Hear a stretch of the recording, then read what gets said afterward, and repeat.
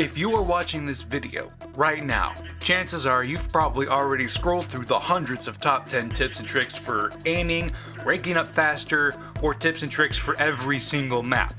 Now, while those videos do have useful information, they end up watering down their usefulness by generalizing their tips and tricks for all players. These videos base their tips and tricks on the average Joe, not the newer players or the hardcore veterans. But I don't plan on using the same cookie cutter formula that literal thousands of other content creators have done before. This video is different. I'm your host, Stump Daddy, and in this video we are going to take a look at every single rank, from Unranked to Elite Ops, and give each rank something to work on, whether it's working on general crosshair placement or learning every spot on a specific map. And when you rank up or need a refresher, you can always come back to this video. Also, be sure you are subscribed with notifications turned on. It helps out the channel a ton and it helps YouTube recommend my videos more. And with all that said, I would like to welcome all of you to the Ultimate Ranked Guide. First, we're going to start with the unranked players, which is a melting pot of skill levels. So this section is for the newer players or for players that have not yet achieved a rank. At this stage of the game, your main concern is to learn the controls that you were given. The tutorial gives you a general idea on how the controls work, but the button layout is not the best. I would suggest learning how to use 3 or 4 finger claw to start out. Claw just means using your index fingers along with your thumbs, so you can aim, move, and shoot at the same time. The back of your device should be resting on your middle fingers, while the corners of the device are resting in the cups of your palms. Claw controls are key to getting to the higher ranks, so use what is most comfortable to you. It may be awkward learning it at first, but once you get it down, you can copy your button layout to virtually any mobile FPS that allows custom HUDs. Now, if we go into your settings, there are certain things that you have to turn on or turn off. In the dynamic crosshair and the equip weapon on pickup options should be turned off, while aim assist should always be turned on. And here are some other settings that you can adjust as well. Pause to read if you have to. Now, the most important setting that you might need to adjust is your aiming sensitivity. There are a lot of ways to go about adjusting your sensitivity, a lot of controversial debates about it, but the one thing that you have to have while you are aiming is small, precise adjustments. That way you can hit moving targets from downrange. Once you have all of these settings tuned, it is time to go into Ranked Defuse. Now, there's no rush to get into rank. Rome wasn't built in a day, you know. So these ranked matches are to help you get tuned into your new settings and see where you sit at in terms of skill. And be sure to warm up with a deathmatch or two. You don't want to be cold getting off the bench. Iron and Bronze are the 2 lowest ranks you can get, with Iron being the lowest. Unfortunately, Critical Ops does not generate your elo based on your skill alone, but rather how you work as a team. Basically, everyone on the same team receives the same elo score, whether you win or lose, top frag or bottom frag. So if you are starting here, then you have a big but climbable hill to climb. In this section, you're going to need to learn the fundamental game mechanics, most importantly, crosshair placement and weapon utilization. That just means how you should use each gun type. Starting with crosshair placement, the best way to practice this setting is to open up a custom practice room. To host your practice room, go into the play menu, select custom games, select host, set the game mode to practice, set bot difficulty to easy, and set enemy bots to 5 or more and friendly bots to 0. And set the game time to 10 minutes and select gallery as the map to play on. Once you are in the game, select your favorite assault rifle and your favorite pistol and you're good to go. And while you are playing, make sure to only hit the heads of the enemy bots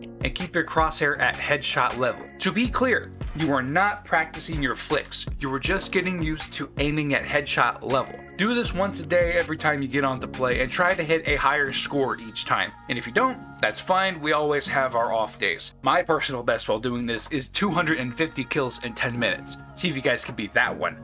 Now, as far as weapon utilization goes, stop using shotguns as snipers. They patched that a while ago.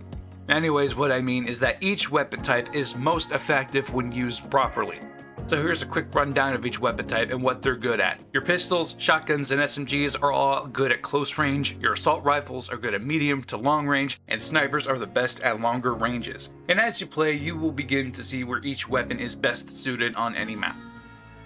Silver and gold ranks are where things get a little interesting, because you should never underestimate these players. There are times where these guys are a godsend and can surprise even the higher ranked players with their gameplay.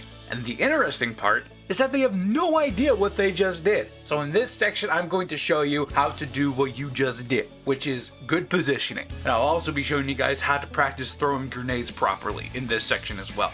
So positioning can refer to two things, either holding an angle or peeking an angle, and depending on which side you are peeking or holding will determine how much of your player model will stick out. Now when you're looking at a player directly in front of you, the side that sticks out the most is usually the gun side, which is the right side of the player. Peeking with the right side means that you will stick out more before you can see the player on the other end. So while holding an angle on the right side, you will be an easier target to hit than if you were holding it on the left side, which peeking and holding angles from the left side is the best way to position yourself since it reveals less of your player model. So while you are playing, keep in mind that the left side is the best place to peek.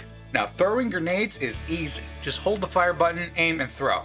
But with the 1.29 update changing how grenades behave, the majority of grenade throw videos are now obsolete. However, some of these spots where these grenade throws take place have not changed. So it is important to keep these places in mind while practicing your grenade throws. Now to practice your grenade throws, go into the play menu, select custom games, select host, set the game mode to Defuse, set a password so the other players don't join, and enable these settings. Pause to read if you have to.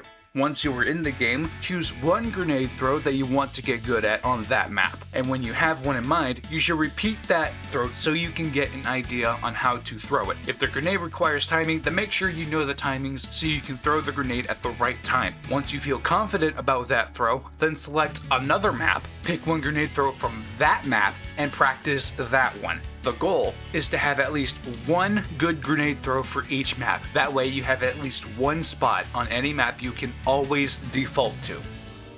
Now once you've reached the platinum and diamond ranks, things start to get a little more technical.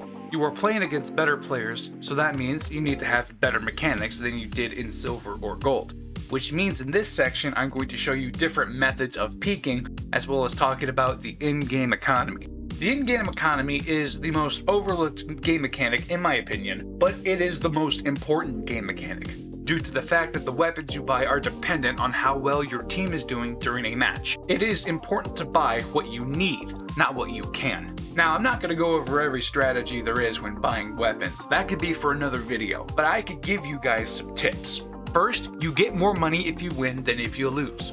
Obviously, but you gain a bonus amount of money for each round that you lose in a row. So it is better to lose a couple of rounds so you have the cash to spend on better weapons. Second, do not buy the most expensive weapons with the cash you have. It might seem obvious to some of you, but there are some players who just don't understand why they can't buy the ratio after they just lost that round after buying the ratio that round. It is better to buy cheaper weapons that best fits the situation your team is currently facing. Lastly, do not buy better weapons if you are winning. This one might throw some of you off, but if you are doing well, you can keep using the same weapon over and over until you lose. At that point, you would have saved up enough money to purchase those better weapons or buy the cheaper option so your team can regroup if you are losing multiple rounds in a row. Speaking of losing rounds, it's probably because you are peeking wrong. Yes, there is a right and a wrong way to peek, which I will make a dedicated video on in the future, don't worry about that, but for now, there are 3 different ways you can peek a corner. Fast peeking or wide peeking, slow peeking, and shoulder peeking or jiggle peeking. Fast peeking is done exactly as it sounds. Peek fast and wide. This type of peeking is to throw off your opponent by moving faster than they can react. The trick is to pre-aim the spot you are going to peek at, so that way you are ready to fire or readjust your aim. Another thing you can do is peek parallel with the wall in front of you. If you peek at an angle with the wall in front of you, you will appear slower than if you were peeking straight out. Slow peeking is the exact opposite of fast peeking. This type of peeking is to check every possible off angle so you are not thrown off by your opponent's positioning. What you want to do is train your crosshair so it is barely touching the corner you are peeking around and keep it there as you are moving. Another important thing to do is to be as far away from that corner as possible so you can see your opponent before they can see you. The ostrich effect will take into play here. Shoulder peeking or jiggle peeking is where you expose only your shoulder and quickly duck back behind cover.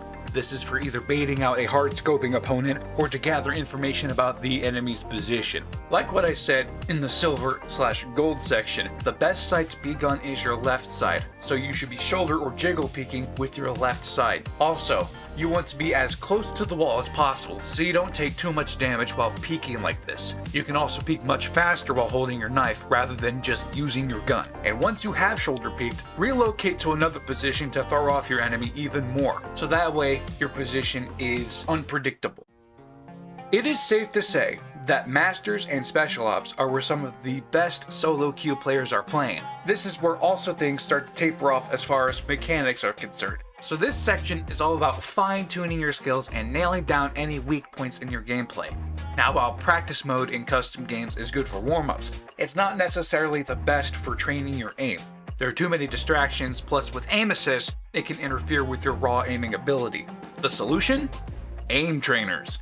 These things are designed to focus train specific areas of aiming that the in-game practice mode just can't provide. And believe it or not, there is an actual aim trainer for mobile first-person shooters that I just so happen to be using. Funny how that works. Ever since I started live streaming again, I decided to have 30-minute practice sessions before I actually started streaming. After about 30 days of focused aim training, I have jumped from Platinum 3 to Master 1. Now, to be fair, I haven't been using it as much lately, and I have been stuck on the border of Diamond and Master for the past couple of weeks, but the results speak for themselves. And if you would like to see a video on the aim trainer that I am using, let me know in the comments below. I'm not sponsored by the developers of this aim trainer, but I would definitely recommend using it. Now, aim trainers are good for better aim, but what about better gameplay? I would strongly suggest watching your replay of your latest game. Now, Critical Ops does not have a replay system to look over your gameplay, so recording yourself playing is the best alternative. And if you can't record while playing Critical Ops, then my only suggestion is to upgrade your device. But only and only if you are getting serious about wanting to get better. The reason you should record yourself playing is so you can see things you didn't see before the first time through. Focus on the moments before you are eliminated and see what you could have done differently. And doing this enough times will help you internalize the things you were doing wrong and force you to think about what you were doing during each match. This will improve your overall gameplay and decision making throughout every match. Now, Elite Ops is the pinnacle of skill when it comes to this game. If you've made it here, chances are you didn't do it alone. In fact, the main reason you got to Elite Ops is because you have really good teammates on your side. In most cases, it would be the friends that you play with or the other players you are queuing with the most that you have the best team synergy with. The only way to get to Elite Ops is to have good communication and good teammates to bounce off of during a match. Now, good communication can mean using your team chat effectively or using a third-party voice chat like Discord. When you watch the best of the best play, you'll notice that they are always communicating with their team, relaying information or different strategies back and forth to try and win that match. Along with good communication, having good teammates is crucial to getting to Elite Ops. You can have the best communication skills in the world, but chances are if you solo queue in Elite Ops, the random players you get will vary in skill and have absolutely no idea how you like to play. Which is why I have said having friends that you play with or players you regularly play with will generally increase your chances at pulling out a win.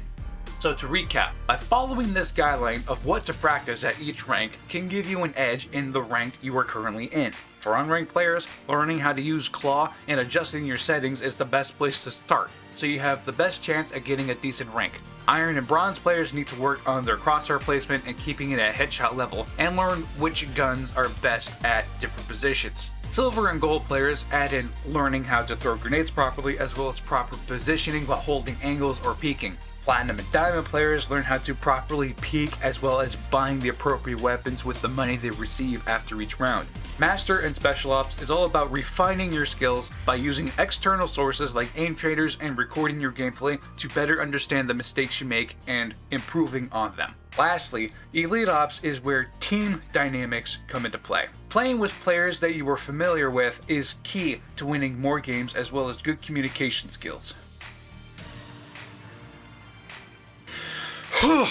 Man, I hope I get more than 100 views on this video because I would hate to see this go to waste. But if you made it this far and enjoyed this video, please consider subscribing and turning on all notifications so you don't miss any awesome videos like this. I also live stream on Saturdays around noonish. There really isn't a set time, and I just play Ranked Defuse and have some fun with my viewers as I am playing Critical Ops. I also have social media that I post to linked into the description, where I post some of my off-camera clips whenever I get the chance.